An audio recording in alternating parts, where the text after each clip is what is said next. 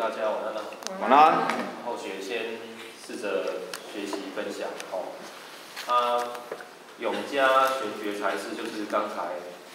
念过就知道他是这个还没有，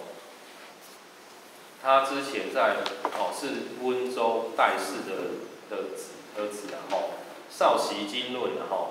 就是从小呢就学习一些经典论呢，论是等于以佛家讲，论是解释经的东西论是解释经的东西经天台止观法天台是他们佛家里面天台宗后面创立于水草智者大师智者大师依佛家来讲，他是释迦牟尼佛再来的啦是他们的一个天台宗是佛教的一个宗止观法门因看《维摩经》发明心地，他就是看了《维摩经》才有一些有开悟他就是在偶然一次机会去碰到六祖的弟子玄策来跟他相访拜访他。拜访之后呢，两个人相谈甚欢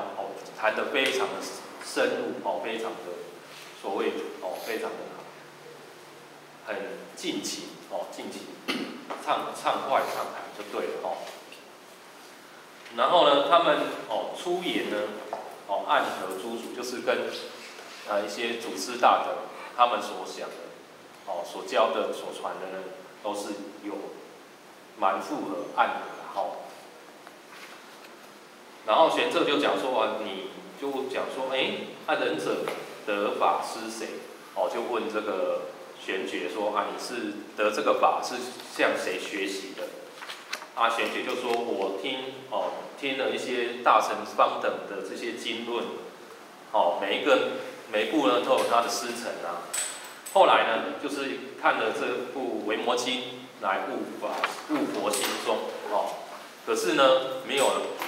有佛来证明没有人来证明说他悟的到底是不是印证他。那玄策就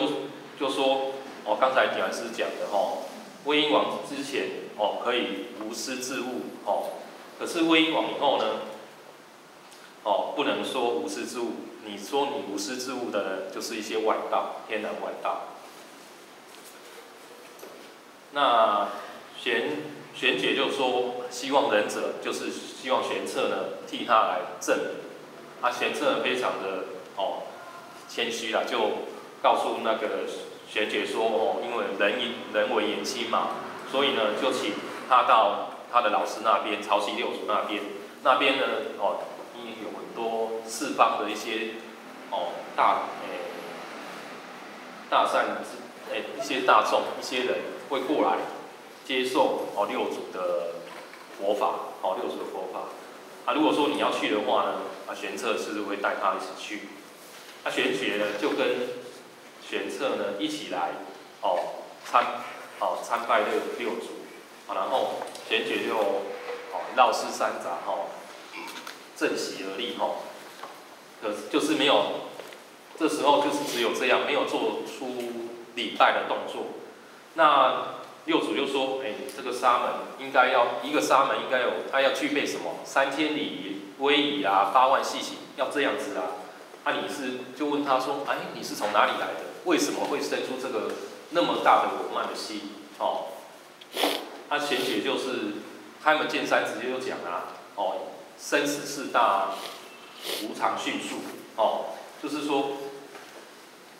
因为这个无常迅速，所以呢一些东西礼节上外面这些枝节他认为是可以免的，要赶快进入主题，就要了解说到底生死四大无常迅速是如何的六祖就说何不提取无生了无数物他就说呢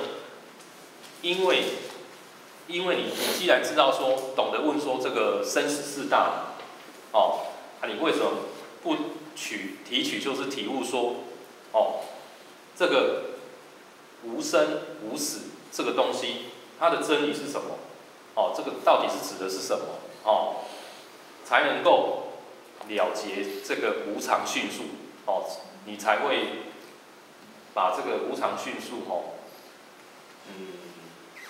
指的是什么？指的就是我们的肉体哦，有形有相的东西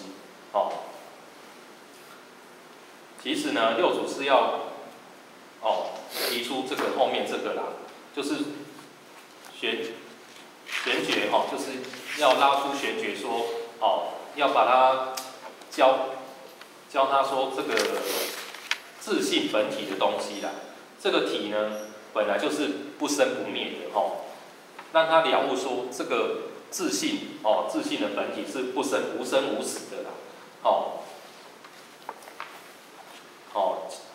让他了解说，这个本来自性，我的自性本来就是无生无死，根本就是没有这所谓的无常迅速这个问题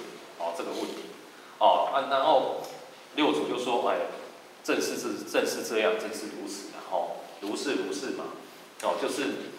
就是事实上就是这样，然后玄觉就是这时候才感到非常他得到他想要的东西，就具威仪下去行礼如仪，就是具威仪下去礼拜。就他已经得到六祖给他印证印证说他所悟的是对的。然后呢，他就想说既然得到印证就要走。然后六祖就问说，你现在就要走了吗？会不会太快了那玄觉就说，本自非动其有数焉又是牵扯到我们自信的问题了你的自信，我们自信本来就是再次的印证了就是说我们自信本不动摇。六祖之前开悟也有讲到哪有什么叫做坏慢的问题那六祖又再更深一层的讲，谁知非动是谁知道说这个是不动摇这个自信是不动摇那玄觉又讲了，是你自己仁者自身分别是你自己的生出的分别心那六祖又讲说，你跟他讲说，你得圣德啦，生德无生之意啦那玄觉又讲啦，他讲说，这个无生其有意这是怎么？他会有这种意，会有意来分别吗？那六祖又讲说没有意来分别。那没有意的话，那是什么东西来分别？玄觉又讲啦，分别呢也非亦非义啦。这边他讲的分别是怎样呢？之前面讲的善分别一切法诸法相于第一义不动再次这呼应的前面上过的东西所以呢，也是指的是我们的自信本无动摇六祖就讲说，善哉，很好，很高兴要留他一宿所以呢，这个叫做当时非常有名的就是一宿诀啦所以之后永嘉大师做了正道歌盛行于当时，流行于后世。而且呢，那时候他甚至正道之后朝廷也是追封他无相大师所以当时呢也称他叫真觉禅师有人称他为真觉禅师，是真正觉悟的后学先讲到这边，谢谢大家。